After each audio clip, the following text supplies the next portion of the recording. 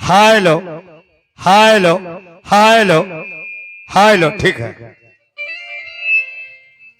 कतना नया नया बजैब लोग तो निहाजे शुरू हो जाए।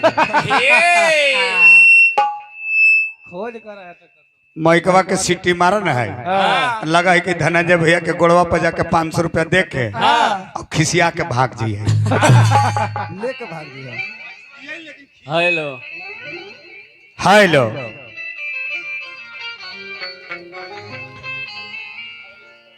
गुड्डू स्किल के ज्ञान रखिए।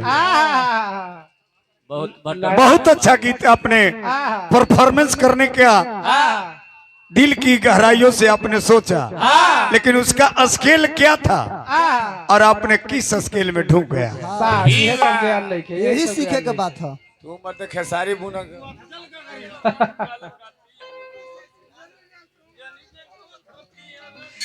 जन जा कमाए कल मार दी सवतिया मतिया राजा। आ तू सुमिरन गणेश जी के गावत रह तो स्केल में नीचे गिरा देता, स्केल नीचे गिरा देता रहा।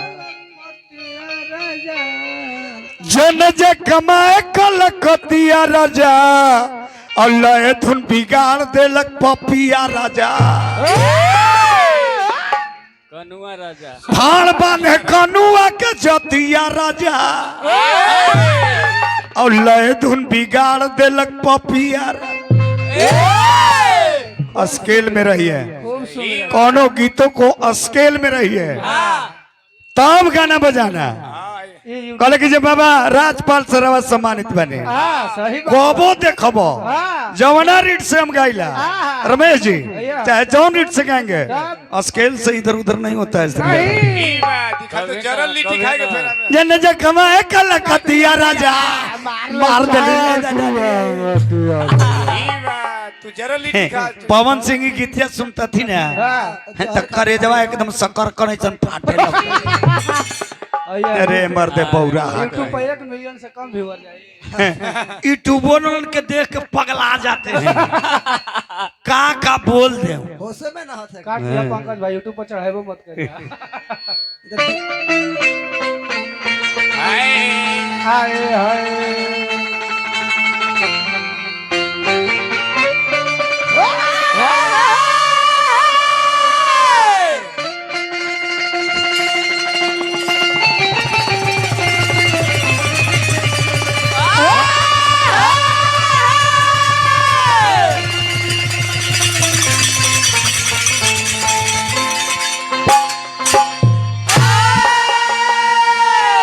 मिलोट ध्यान दिया जाए।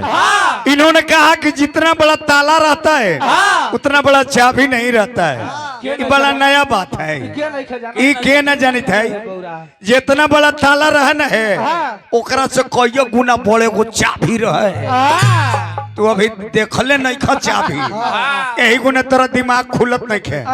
स्कॉर्पियो तू ले ले बड़ा हम ले ले बानी उजे देवेला स्कॉर्पियो विदाई करत खुनी देखो ये तेगो स्कॉर्पियो में ताला रहा है और चाबी रहा है 6 फीट के वो देखले हो कि ना अरे मर्दे पगालू ई बात के महावीर कहे कहे बेचारे बुढ़ा गला तब ही असन कहे बाप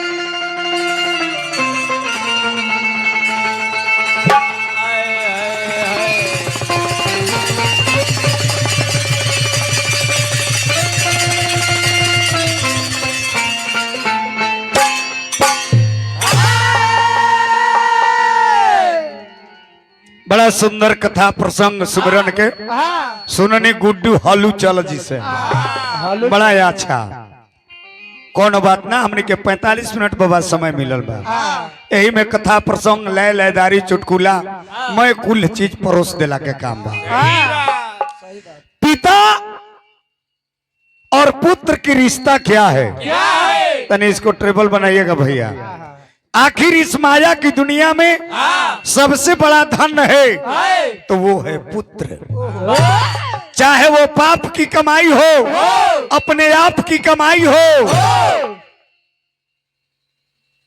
जितने भी धन है वो पिता अपने पुत्र पर निछावर कर देता है आखिर क्यों उस पुत्र से पिता को मिलता क्या है इस माया की दुनिया में 2 पंक्ति इसलिए कि पिता के श्राद्ध में हम लोग आए हैं बाले पनी में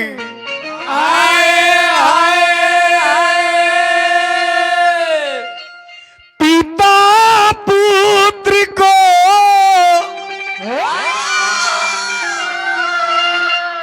अरे ले कान दुलरावे हो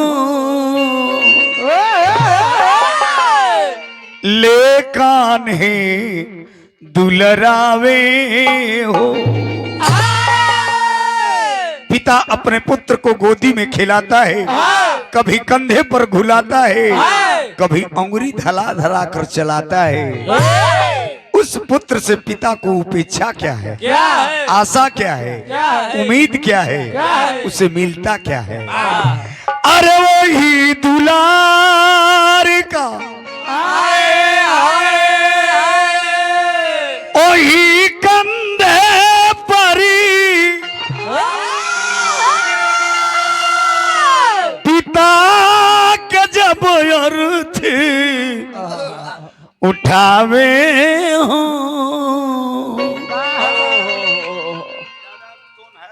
पिता के जब अर्थी उठावे उसी दिन अपना पुत्र से पिता उधार हो जाता है जिस कंधे पर बेटा को खिलाता है झुमाता है सहलाता है उसी कंधे पर पिता को अर्थी उस पुत्र ने उठाकर राम नाम सत्य कह करके अंतिम यात्रा करा देता है उसी दिन अपना पुत्र से पिता उधार हो जाता है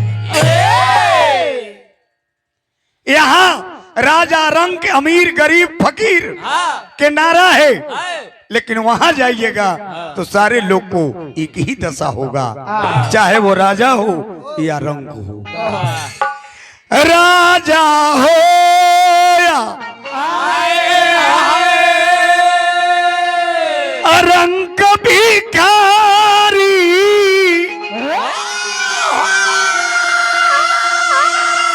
अरे एक दशा जावे हो एक दशा हो जावे 5 बार परिक्रमा करके अरे जब मुँह में आग धरावे हो जब मुँह में आग धरावे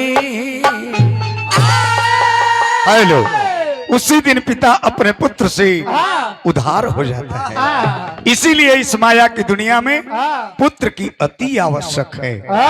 बड़े बड़े राजा महाराजा सूर वीर बलवान धनवान पुत्र नहीं हुए तो यज्ञ कराया, तप कराया, जप कराया, डॉक्टर से दिखाया, वैद्य से, ओझा से, इसलिए कि माया की दुनिया में पुत्र की अति आवश्यक।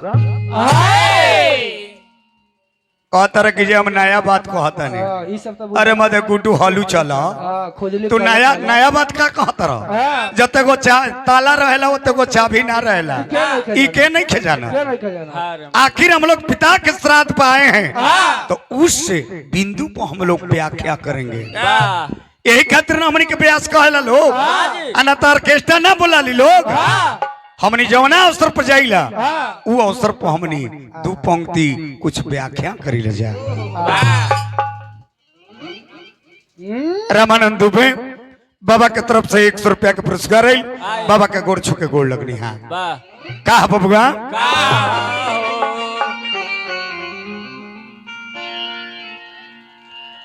बड़ा पीरहा बजावता रहो, लोयन से कौवाली ढेकावता ढकला ताने ऐसे राजपाल से समान ना न हो। नया क्वालिटी देखो।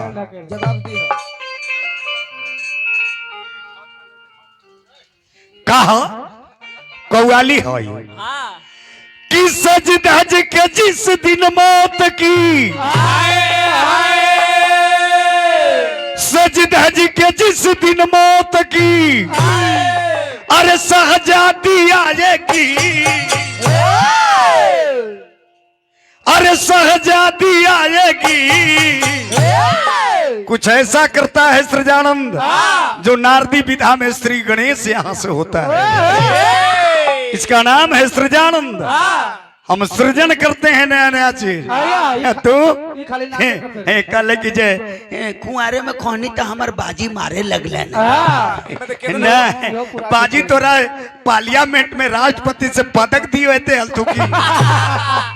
कुआरे में ऐसे कर रही ना तो तोरा अले बाजी के काम की राष्ट्रपति से पदक दिवा दे। कुआरे में करहा तो ना कुछो ही बोल कुआरे में कुछो बोलबो मार के हम गुड्डू हालू चला। हाँ कल की एटीएम करो। अरे अपने इशारा को समझिए। ऐसे करें कि एटीएम करो। हम एटीएम करेंगे लेकिन जब तक पेटीएम तक नहीं करेंगे तब तक छोड़बे न करेंगे। एटीएम करने का जगह नहीं है, वो दूसरा चीज यही करने बात का जगह है। कल की इसमें एटीएम कीजिए।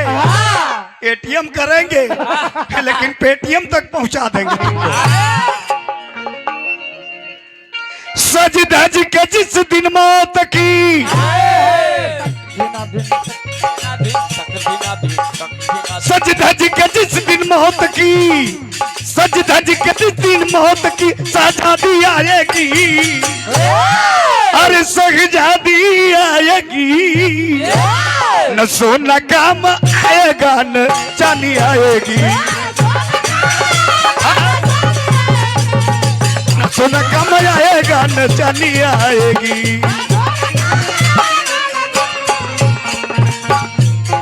लूट लिया मिलके हुस्न वालों ने हमें तो लूट लिया, मिलके हुस्न वालों ने, गोरे गोरे गालों ने, काले काले बालों ने, गोरे गोरे गालों ने, हमें तो लूट लिया मिलके हुस्न वालों ने, हमें तो लूट लिया मिलके हुस्न वालों।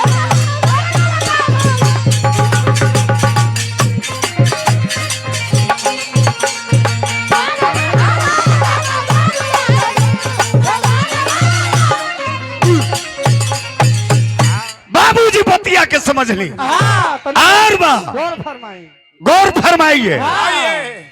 धन जमीरे और दौलत सब ये तेरा आली है। विश्व विजेता सिकंदर भी गया तो यहाँ से खाली हाथ गया। संजय बाबू गलती ना नू। धन जमीन और जेवर सब ये तेरा आली है। गया जब सिकंदर तो दोनों हाथ खाली।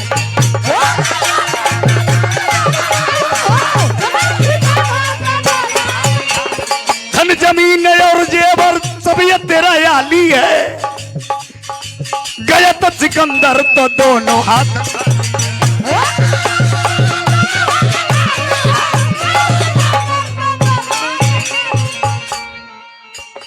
हृदय के अंदर ढूक के हृदय के अंदर ढूक कर अरे जब गुनगुनाएगी कफ पीते आयु जब घेर लेगा अरे जब गुनगुनाएगी न सोना काम आएगा न चांदी आएगी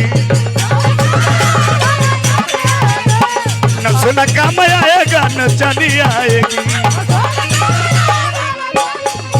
मौसम डिगा डिगा मौसम डिगा भिगा गम गम डिगा डिगा मौसम भिगा भिगा मैं तो गिरा हाय अल्लाह सूरत आपका सुभान अल्लाह हाय अल्लाह सूरत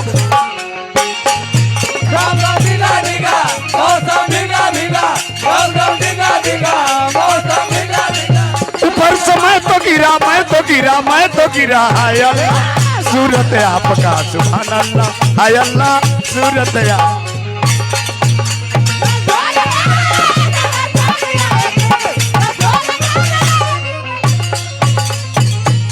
ये माया की दुनिया में कोई किसी का नहीं है। कौन तेरा अपना और कौन तेरा पराया है।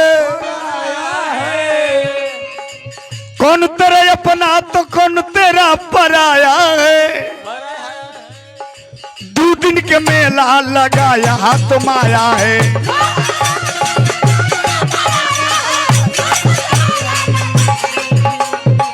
कौन तेरा अपना और कौन तेरा पराया है। 2 दिन के मेला बाकी यहाँ तुम आया है।